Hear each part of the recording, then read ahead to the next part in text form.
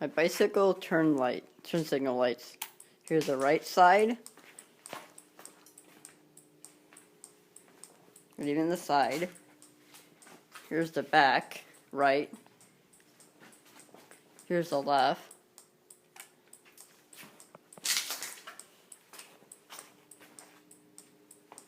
At the side of the basket too. Here's the left side. Here's the hazards. Also the front, both blinking.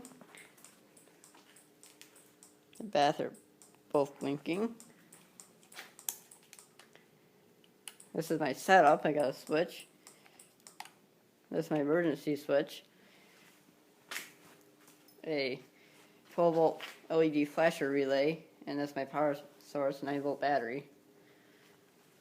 On a 1964 Schwinn Typhoon with an add-on bar for the motor, waiting for a restore.